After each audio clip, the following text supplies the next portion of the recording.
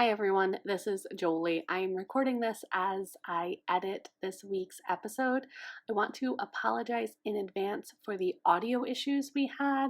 There were a few different things going on, some weird stuff going on with Tara's audio, and some significant background noise on my part. So I just want to apologize for those issues. Hopefully next week everything will be fixed. In future I will be recording from my office space, so that will help with my background noise, and I think Tara's was just a one-off fluke. So like I said, just bear with it for this episode. I apologize. It's a really good one. Do give it a listen, and fingers crossed for better audio in future weeks. Thanks guys. Enjoy. Welcome to Take Care of Yourself with Tara and Jolie.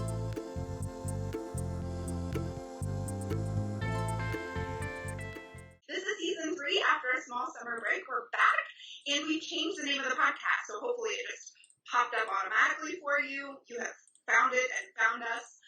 It used to be called Essential Enthusiasm, so if you're wondering, what is this podcast I'm listening to? It's Take Care of Yourself with Tara and Jolie. I'm Tara, this is Jolie. Hello. And we have a Facebook group where you can watch us record live. And this week, you would have heard a bunch of back and forth as we figure out future episodes. You can watch us record live every Tuesday, usually 1 p.m. Eastern Time in that group. And it's called Take Care of Yourself with Tara and Jolie. We also have a new Instagram handle.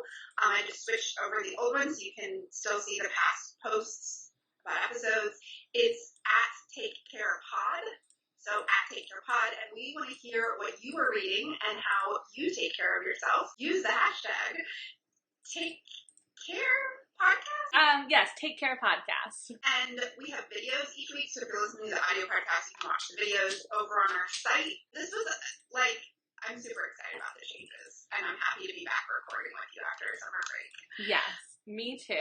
So the book we decided to read is I don't think we knew what we were getting into when we chose it, but it's Recovery by Russell Brand, and so it's specifically, the subtitle is Freedom from Our Addictions, and on my cover, of course Jolie cover is different because it's the UK version, there's a list of all, the background, a list of all the different things that he calls addictions. I think it's helpful to think about this as ways that you numb yourself out from feeling the feelings that you're feeling because they're uncomfortable. So everything from social media to chocolate to online shopping to drugs to cleanliness to texting to caffeine.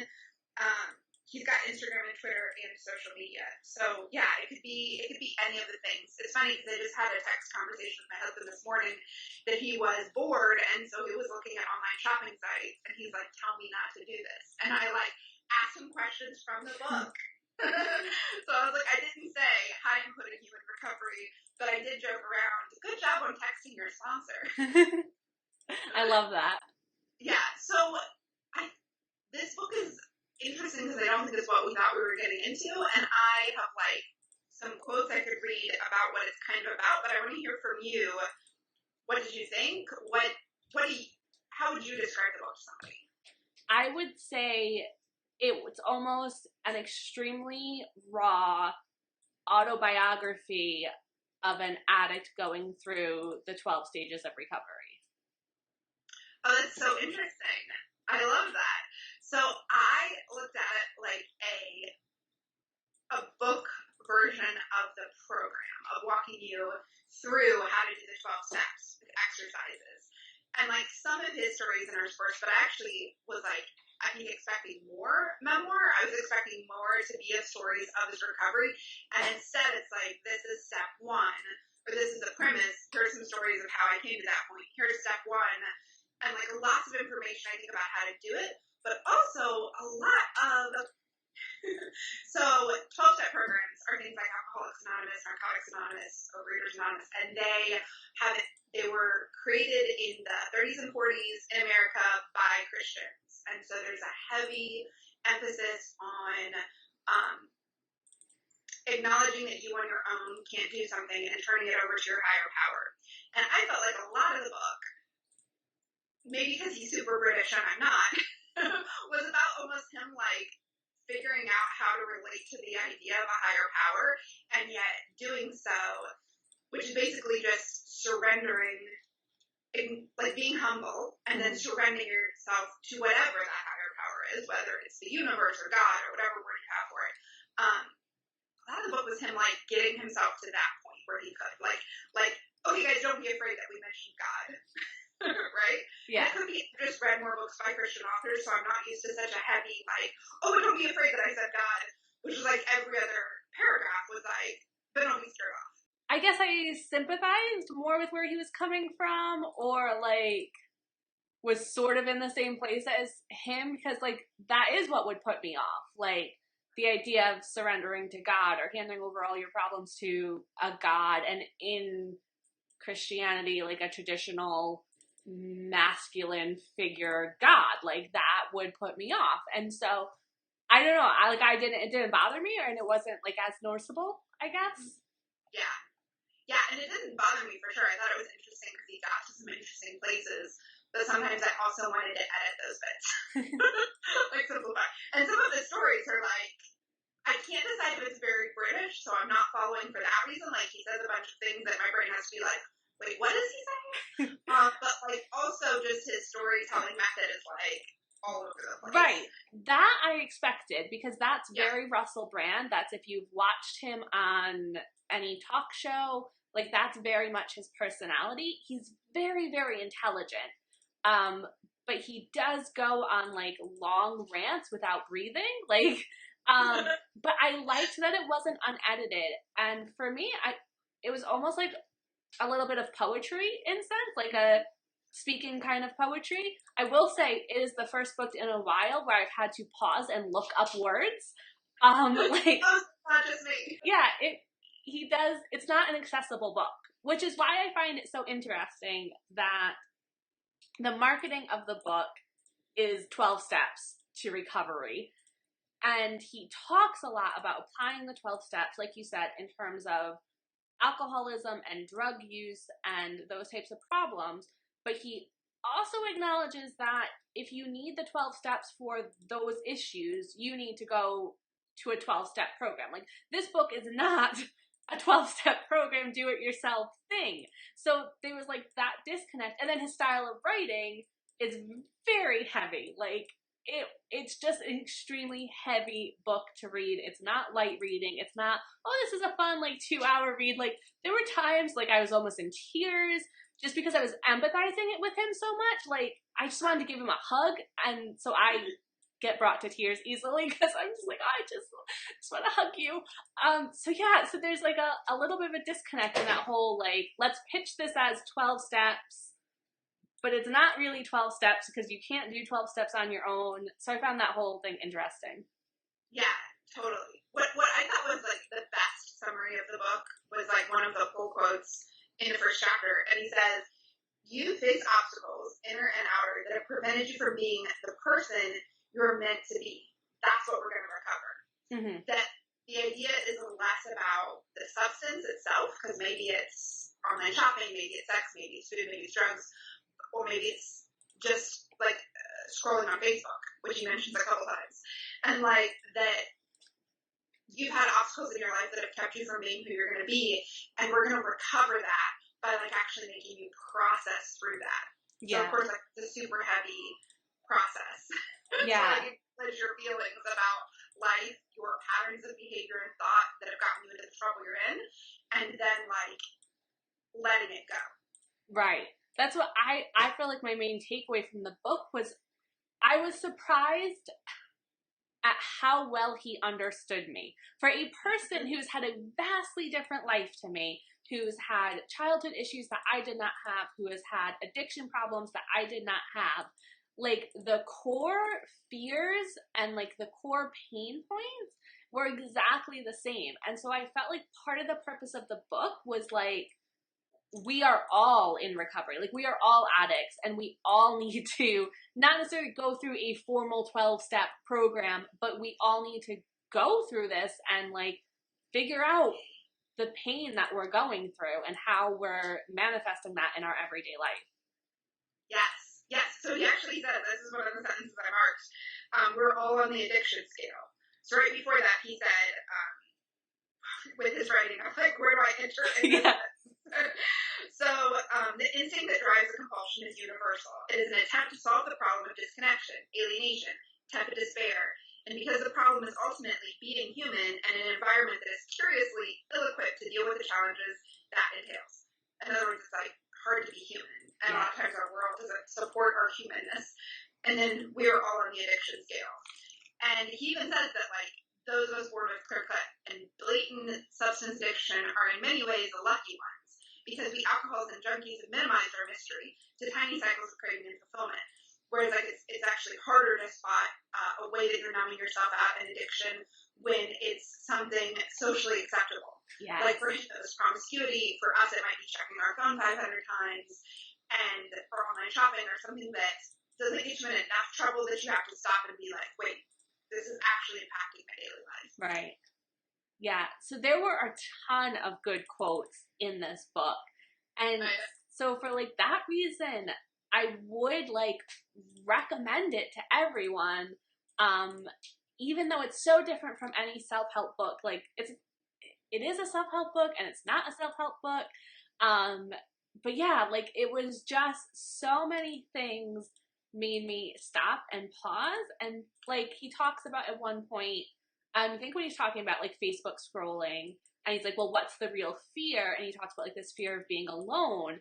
And then he goes, well, what were you going to do about that? Were you just going to live your whole life with this fear? And it never occurred to me that maybe you could work on the fear. Like, oh yeah, you know, like, I work a lot on myself and about, like, happiness and dealing with my emotions and, like, but I feel like he just took it, like, one step further. Like, well, were you actually going to work on the fear of being alone? And I was like, oh. Okay. Yeah, like, mic drop. Yeah. Yeah, it's super interesting, because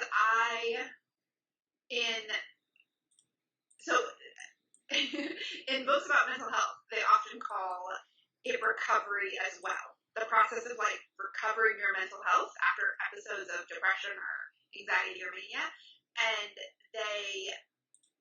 And so I already had the word recovery, because I remember I came across it not long ago in a book I was reading, and I was like, recovery? That's like a word that AA uses. Like, what? But it's exactly that. It's working on whatever is underlying the, like, depression, anxiety. A lot of mental health issues are chemical, but there's also often something and some feelings that spark that whole chemical thing. In the same way that addiction is chemical, because your dopamine receptors stop making dopamine after you've, like, taken something that gives you a hit. Some people's immediately downregulate, and I was reading this in another book. And therefore, the addict isn't, like, using crack to get high or feel good. They're just using crack to get to this normal. Right. Right? Because their body has stopped making the normal levels of dopamine, and the crack is a solution. Yeah. What I was reading is actually saying, in some people's bodies, sugar does the same thing.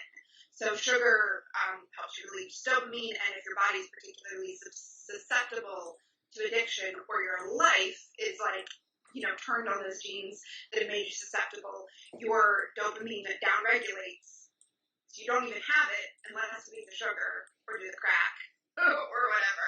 Right. And so all of that comes back to, what is the underlying feeling I'm feeling that's making me feel bad? So even though there's a chemical thing definitely going on, and that's why medication can help, also noticing what's sparking that chemical process.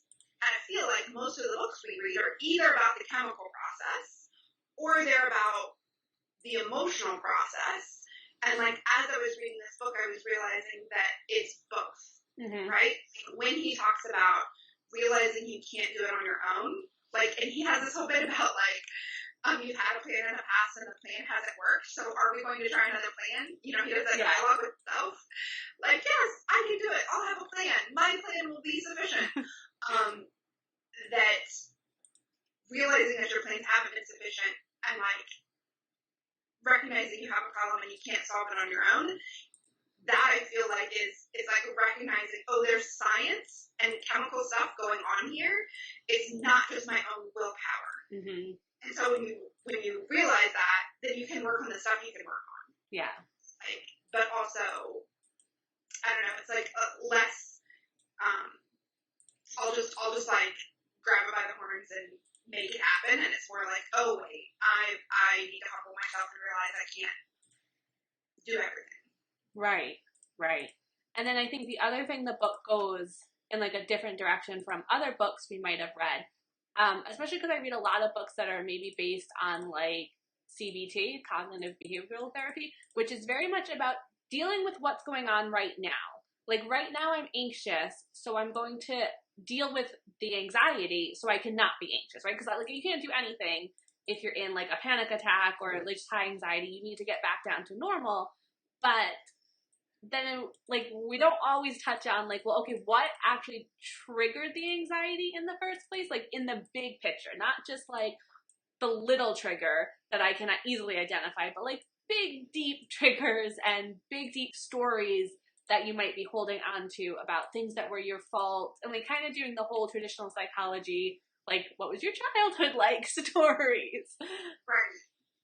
Yeah, and that's actually something I experienced in person with CBT therapy, is that she was really focused on, like, what are your thoughts right now? And I was like, yeah, but we know this is based in childhood trauma, so I feel like, okay, yes, I'm having all these faulty or, like, what's cognitive distortions now, but also we need to do something about the core issue. And whether, like, I still don't entirely know what that is, but I think part of it is what he goes over in the book, like recognizing it, recognizing how it hurts you, recognizing your role in it. Did you do that step? Do you want to talk about it? You did that step? I skipped all the exercises. What's that? I skipped all of the last like 2 pages where it's like the exercises. I skipped them all. Okay, so I highly recommend you do the not the list of wrongs you're going to apologize for, the things that have effed you up, which actually, I should have said at the beginning, this podcast should come with a explicit warning if we're gonna at all quote anything that he says. In the back, actually, like, he puts the 12 steps. Yeah. They start out on mine. Yeah, on mine too. Right, so like, I'm not gonna curse. But, yeah, like writing down the things that have effed you up, and then noticing from that the patterns, because it helps you identify the fears that they created. And because it, like, it was like video games yesterday, enjoying his day off from work, I was like, I'm gonna just start listing these, and it's because he makes the point that you'll see patterns emerge, and it's so true. Like, for me, all of the things I've ever been mad at people for come down to, like, some basic fears and some basic, like, areas of my life, like security and self-esteem. They all come down to that. Not ambition, finance, like all the other ones he suggests, like, it comes down to security, and then the fears about security and aloneness. And it's funny because I've been teaching Maslow's hierarchy of needs as it relates to marketing for a long, long time, but it's like, oh, right, like, you don't get those needs met down here, and you're gonna, in the base of the pyramid, you're gonna go do addictive behaviors, unhelpful behaviors to get them met. Yeah. Yeah. So yeah, to kind of like a real life example of that, like, I've experienced therapy in a bunch of different ways, and I remember talking to one therapist, and I was talking about like arguments, like why I keep having these same arguments, and I was like, well, I just feel like whenever this happens, like, I feel like I'm not being respected. Like, if this person respected me, they wouldn't do that thing. And my therapist has said, like, okay, like, great, you've identified that story, so, like, let's just work on fixing your reaction. But he was like, that story, like, that's a much bigger thing we're gonna have to uncover. Like, why do you historically feel, like, not respected? But, like, he wanted to gloss over that because I think there's 2 very different therapies going on. And so I will go back and do the exercises. I wanted to, like, actually finish the book. I just thought if I got into some of those, it might take me a long time. But yeah, like, things like that. Like, realizing that in all of the arguments that I might pick with a spouse or with a child, like, if they all come back down to, like, well, I don't feel respected, and, like, okay, well, what's that, like, about type stuff. Exactly. And I think that part of it is, like, what's that about is you could really focus on the origin of the story, but also sometimes, like, people get, like, wrapped up in that story, right? Of, like, what happened, and that's why I feel this way. And then I think that one thing this book definitely talks about is, like, so then the next step is to, like, identify your role in it. Right. And your role might just be you held on to it. Like, if someone hurt the child, and he even talks about this, like, it wasn't your fault, but your role is that you've now used it as a defining moment, or you've now buried it and let it impact your feelings of security or safety, right? And that is your role. Right. So then your role in healing it is to let go of using it in that way. It's not to like at all absolve guilt from the person who, whatever the situation is, but it just, and I was like, that's a step. Like, it's so funny because it goes back to something I think we both talk about a lot, which is personal responsibility. Yes. Yes. That was one of the notes I made. It's like, this is actually all about personal responsibility, right? And it's what we talked about, I think in one of the most recent episodes, about both taking full responsibility for the situation and not beating yourself up about it. Like, I am at fault, but I am not, like, faulty and bad and... Yes. And that's where I think his, like, so then you turn it over. Yeah. Right? You turn it over and you're like, okay, I'm going to, like, let go of it. And I don't think he talks about forgiveness. I do remember him talking about forgiving his stepdad, but more of it in, I think of, like, the Brene Brown message of acknowledging that this person is human and all humans make mistakes, and this person made a mistake and they were doing the best that they could, and that's okay. Like, just kind of letting that go, basically. Totally. Did you find, and this is what I find a lot of times when I read self-help books written by men, like, he talks a lot about needing to humble himself and recognize his own fault and recognize his humanity so he can recognize other people's humanity and, like, empathy. And that's not something I need to do more of. Like, not that I don't need to recognize my own humanity. It's that too often it's like just all about how much I suck. It's what you were saying, right? That we can ownership, but without beating ourselves up over it. And a lot, just because of like the decisions he made in his life and his personality, has been extreme self-centeredness. And like that's what he calls it, a self-centeredness. Yes. And I was like, when you look at after you look at the big chart that you filled out and you look at like the faults of yours that keep coming up, mine was, I feel like it's self-centered to say this. It wasn't self-centeredness nearly as much as making things about me when they don't need to be about me. Which I guess is centeredness, but what I mean is like, I experienced the situation as like a third-party viewer, and yet I took it as like a part of my identity. Right.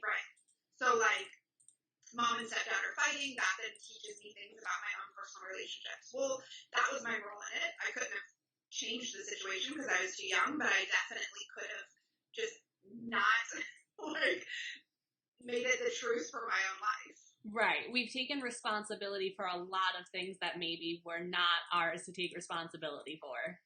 Yes. Or use things as the building blocks of our like core beliefs. Or like a lot of the things that I wrote down were women in my childhood who were really mean to me, like just said really mean things.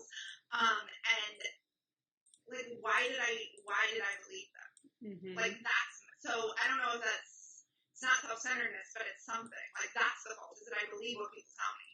Right. Like I have spent so much of my life feeling bad about my body hair, like that I have bushy eyebrows, that I have noticeable hair on my arms, like that I'm Italian and we have hair, like, but someone in like 7th grade was just like decided that was my big fault, and I then carried it for like 20 something years. Like I didn't need to do that.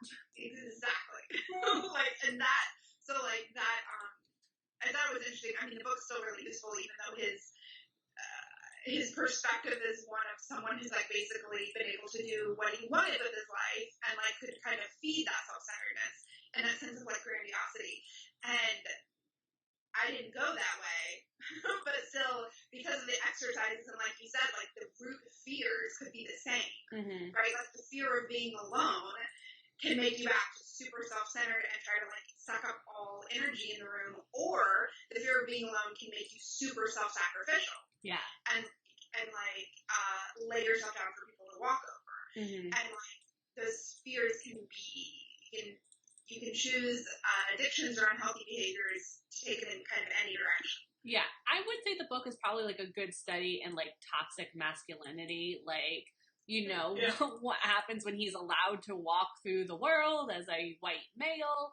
But I do think it's redeeming because he becomes hyper aware of his faults. Like, but even there's like one part of the book where he explicitly talks about how he has to make amends to all women, like just to women. He goes out of his way to make amends because he did not treat them as he should have.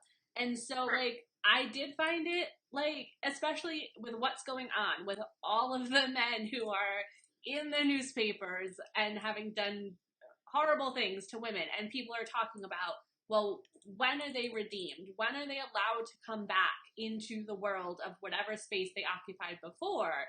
And I think Roxane Gay put out an article basically saying, like, have you made amends to them? Like, have all of these women that you abused and stopped their careers from flourishing, like, have you specifically gone to each of them and made amends and figured out what you need to do, if it's appropriate, again, as defined in the 12 steps, without causing injury? You know what I mean?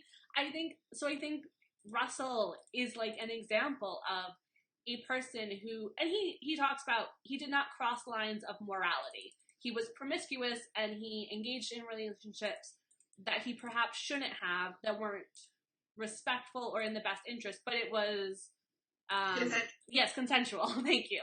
So, but he still talks about like all of the amends he has to make, and I just liked that.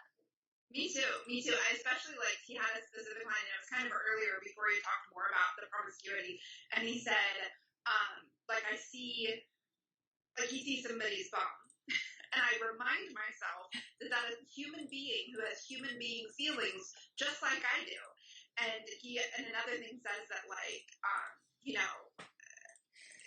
choosing to sleep with somebody to help, like, numb his own feelings, he realizes that in doing that, he's also helping them participate in their feelings. And, like, I was like, oh my gosh, you can see the humanity in women? Yeah. You've graduated to not a scumbag on the brand. Right. That is something that those kinds of relationships and, like, using anybody for the purposes of numbing your own feelings dehumanizes the other person. And so yeah, I was super happy with where he ended up. I just thought it was interesting that, like, we could have the same core fear, and I could take mine into, like, okay, I'll do anything for you to like me, and he can take his into, like, so I'm going to use people and, like, be hugely famous and rich, or, you know what I mean? Yeah. But it's the same, it comes from the same place. And I think that goes back to what we were saying about forgiveness, is recognizing the people who have mistreated you are coming from that place too. Right. You know?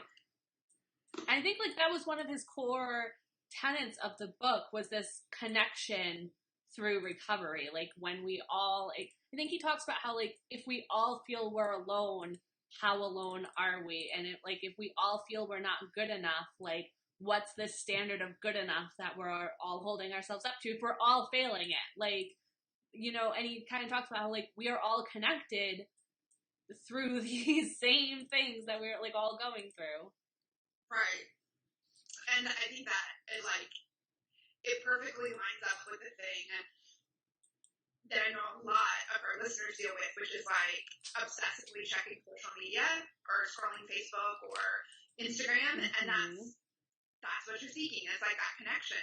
Right. And I had somebody write me who said, we were talking about meeting up in person, and she said, I really realized that what I do is I feel lonely, and I seek connection by broadcasting to my audience. So I have a friendship with a group of nameless people, and she's like, of course I know them individually, they message me, we're friends, but I need to do more one-on-one connecting. That when I feel lonely, I need to text a real in-person friend, right, and ask them how they're doing, as opposed to, like, going and broadcasting to an audience. And she wrote me that just, like, 2 days before I started reading the book, so it kept coming to me that, like, sometimes we see connection in ways that aren't fulfilling, and so then we have to keep getting more and more and more of it, and that's where, like, the social media addiction is like the other addictions. Yes. Because we're striving for connection and we're doing unhealthy behaviors in order to not feel what we're really feeling. Some other things I really liked about the book, I particularly liked the section where he was talking about noticing feelings and pausing, and he was talking about how, okay, again, this is where I feel like the book went one step further. He was talking about, like, oh, when you get an email and you're like, gosh, this person was really mean to me, like, I must be worthless for them to all say these things to me. And, like, you might reply with anger, right? Or whatever. You reply in a way that's not helpful. But then he talks about how then he would then go and engage in a even more destructive behavior to numb that pain, to soothe that pain. And I feel like a lot of times I might be great about noticing, like, hey, this email, this social media comment made me feel really angry, like, and remove myself from that. But then it's like, well, okay, but what do I do next? Do I go into the kitchen and, like, eat something because, like, I'm feeling upset, so, like, I'll just go numb myself with some food in the kitchen, you know? Or do I go scroll on Facebook for, like, an hour? Like, what do I do after, like, I, you know, deal with the feelings part? Definitely. That is, like, exactly what happened to me. I'll have something, well, I messaged you about it. Like, last Friday, something went wrong with somebody. It's technology. And I was, like, my, like, body reacted in fight or flight. Like, there was a bear in the room. Mm-hmm. It's fine.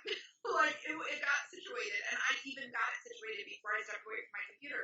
So I knew it was all fine. And yet I was, like, heart thumping, like, hot, like, flush. And I did the exact same thing. I was like, well, what am I going to do now? Because parts of me wants to go, like, reward myself for having a bad day. And I was like, wait, but I'm not actually rewarding myself. I'm trying to calm myself down with cookies. So, okay. So I literally, like, walked around my house and I looked at things and I was like, I could just take, and then my dog got excited. So I took him for a walk. And then on the walk, I was like, that is what I was doing right then in that moment, is trying to either call it, like, a reward for myself for having dealt with it, or just calm myself down because I was, like, super worked up over it. Yeah. And that, I mean, 100 times a day on social media or your emails, you'll feel like that. I had to majorly work through the rewarding myself for a bad day issue, because when Rowan was a lot younger and we were still dealing with his food allergies, we would have really bad days of him just being really itchy, and I would hand him off to my husband and go run an errand and eat foods that he was allergic to. So, because, like, if I ate him out of the house, it was fine. Because I'd be like, oh, but then because he's allergic to, I'll have to eat the whole thing before I come back home. So, like, I would eat, like, whole bags of Pepperidge Farm cookies or, like, 2 chocolate bars. Like, I would just go and binge because I was like, I've had a bad day. I'm rewarding myself. Took a long time to recognize, like, I felt crappy, so then I was eating food which would make me feel even crappier, to let's have just, you know, the physical match the emotional. But yeah, that was a really hard thing to, like, recognize what I was doing, recognizing how harmful it was, and, like, finding new ways to deal with having a really bad day. When the fact is, like, I was blaming myself. Like, he's having a really bad day. It's because he has allergies. Well, the allergies are my fault because I carried him, I grew him, I formed every cell in his body. So clearly I must have messed up, which I would never say to anyone else, right? Like, I recognize how wrong that is, but, like, that's what I was dealing with. Like, just so much guilt. So then I would go shove tons of food in my face. And yeah, it's like recognizing all those destructive patterns, and, like he says, in ways that aren't obviously hurtful. Like, I am not hurting anyone by eating a whole bag of Pepperidge Farm cookies, except for myself by getting a stomach ache. Like, and it's hard to, like, recognize all those ways we are numbing things we don't want to feel. Yeah. That's like the perfect example of you basically punishing yourself, but, like, your internal dialogue is that you're rewarding yourself. Yes, that's what I would have, if anyone had asked me, I would have said, oh, I'm rewarding myself, I've had a really bad day, I deserve to go have a chocolate bar or whatever. Right. And what's crazy is that, like, of course you deserve to have a chocolate bar whenever you want to, but all of the feelings and compulsion is, like, and that's something that I wrote down, like, the difference between like a lot of the things that become addictions are perfectly like natural, healthy behavior. It's the compulsion behind it, right? Yes. And the numbing quality of it that makes it an addiction versus like perfectly normal. Like eating a cookie is not like a thing to beat yourself up over. And Right. even if it's an addiction, it's not a thing to beat yourself Right. up over. But it's the like compulsion to do it because of the wanting to numb out the feelings that makes it not good for you. Right. And this is really common that people will replace an unhealthy addiction with a healthier one, like compulsive exercising. Like those are all very serious issues that require like therapists and proper things. But it's interesting because in terms of this whole recovery thing, like I actually just don't eat chocolate anymore because it was too much, the deciding all the time, like to decide, yes, I'm going to have one, or no, I'm not going to have one. Like, but then, I mean, it also made me feel really ill because when you don't eat things like that and then you eat them, it make you feel ill. But just that whole decision making, I am not a person who can handle. Like every time I would go to the store, I think other people just, they don't even think about it. But like every time I would go to the store, it would be, can I have a chocolate bar or can I not have one today? And it's just too much. And Gretchen Rubin talks about this in being an abstainer or a moderator. There are people who can just have like one of things and stop, and there are people who find it easier to say no. So in terms of like chocolate and also caffeine, like I'm just a hard no, because if I engage in it, I just like I have to always be regulating myself around it, and I'm like, no, it's too exhausting. Yeah, this is partly Jay's reason for being a vegan is because he's like that with cheese. Mm-hmm. Cheese pizza is like the most addictive food for him, and like if I go out of town and he gets one, he'll get it like 3 more times. Right. Like, and he'll eat way more, and then he'll feel like physically ill. And so that was part of the reason that he doesn't eat cheese, but it still will like come back. And it's funny because moderators always think that abstainers are being ridiculous, like because they don't understand what it's like for your brain to not be able to let go of that compulsion. Yeah. But what you said about always thinking about it reminded me of this other book that I read in January, and I actually reread it this weekend, parts of it, because it's so aligned with this idea, and it's called Bright Line Eating, and it's specifically for people who, I mean, the whole premise is don't eat sugar and flour because, and the whole premise is you need to have bright lines that you don't cross. Right. In order to not always be thinking about it. And in it, she has what I talked about, the susceptibility scale, where you like do a quiz to see where you are on the susceptibility scale. And she's a scientist, and her premise is like there's willpower depletion. That's a chapter. Our willpower depletes, and so we can't rely on our willpower.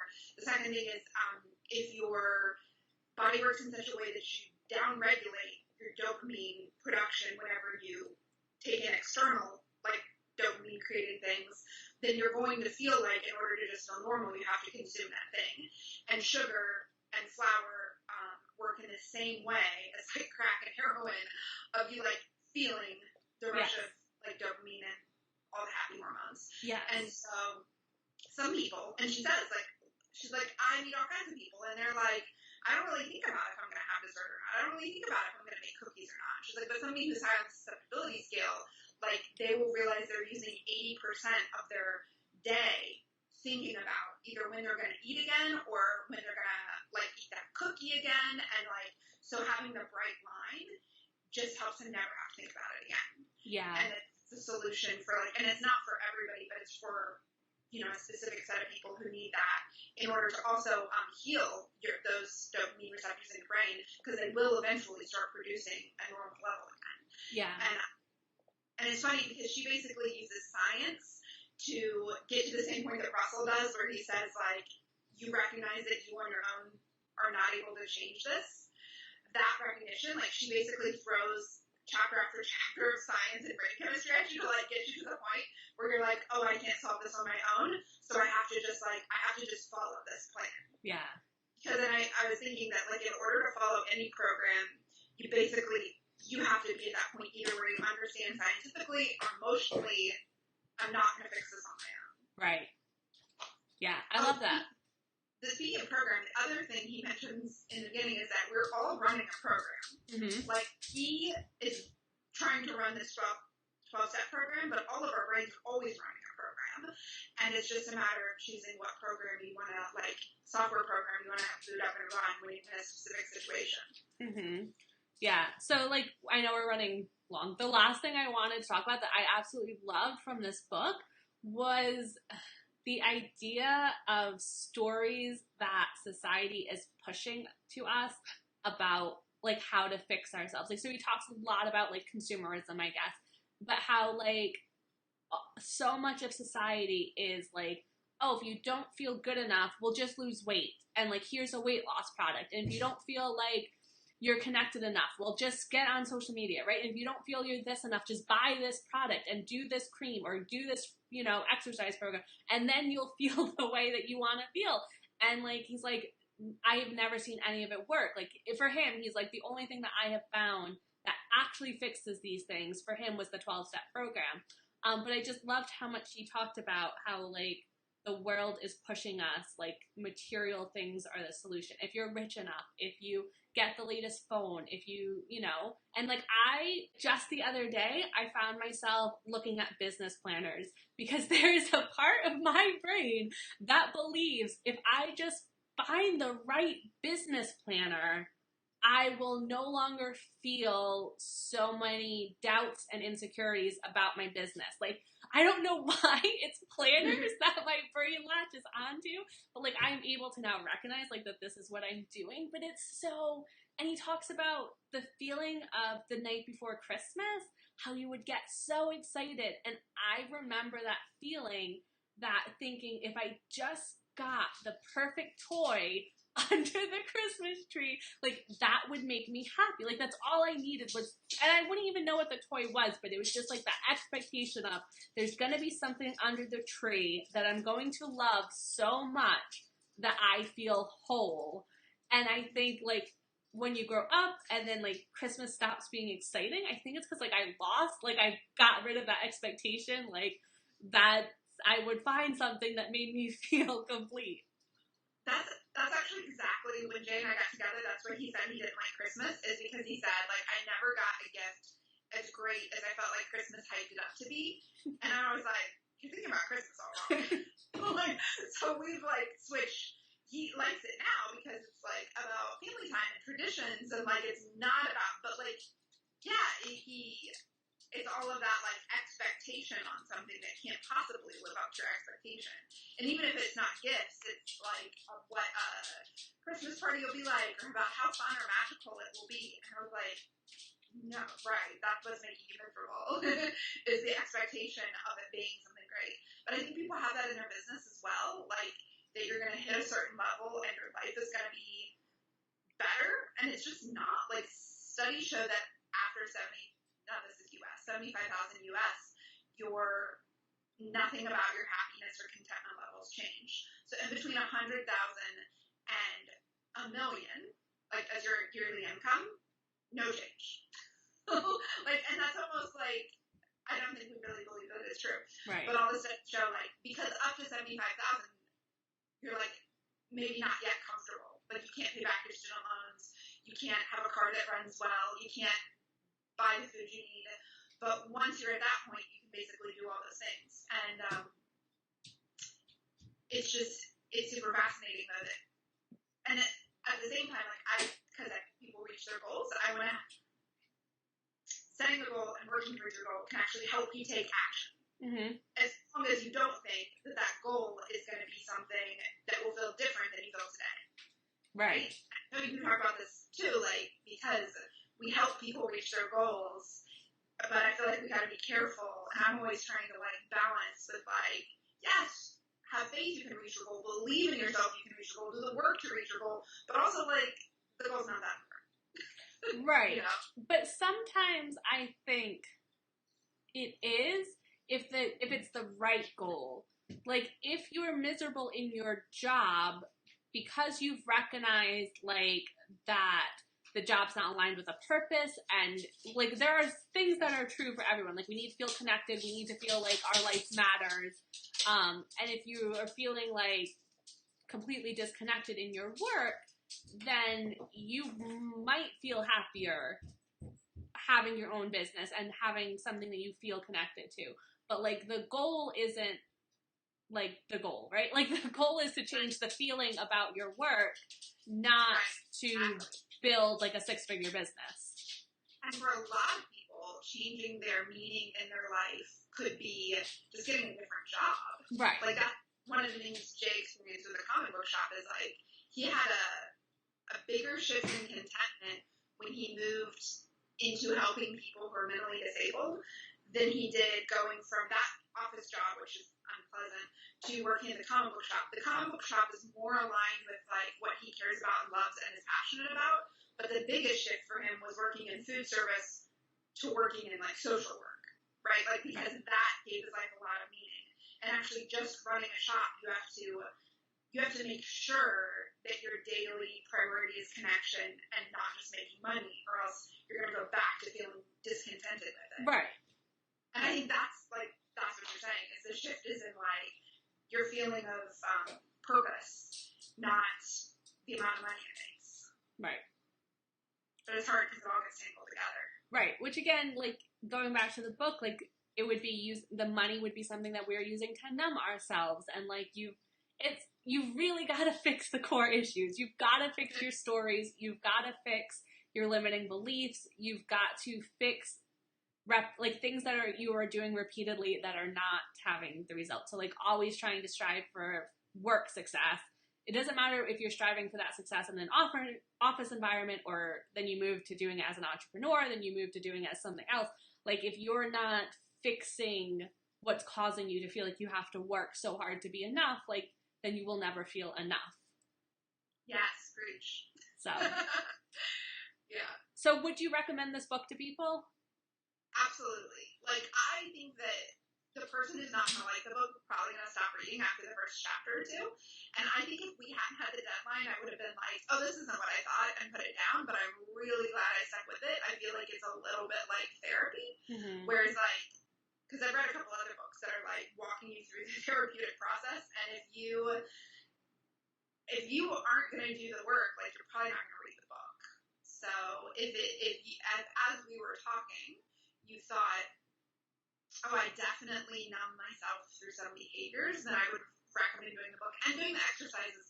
Now the stuff about like you ruining other people's lives, like if you're not an addict and you're not an abusive person, it's unlikely that you've ruined a bunch of people's lives through your numbing behaviors. Right. But like, so that part I was like, like eating cookies when I have a stressful day is only hurting myself, so I don't need to go apologize to anybody for it. So that stuff is kind of like, meh. Right. Whereas I would also just recommend the book, even if you don't think you have any problems, like if you're just interested in this super raw, super honest, like super vulnerable story of a man who goes from being addicted to everything. If you read his like wiki biography, he has done everything. Self-harming, bulimia, like we said, drugs, alcohol, sex. Like he has done it all. And if you just want to like hear him tell parts of his journey and stories of people that he's met along the way, I found that like just super interesting and an oddly enjoyable read in a book that at times like made me want to cry. Yeah.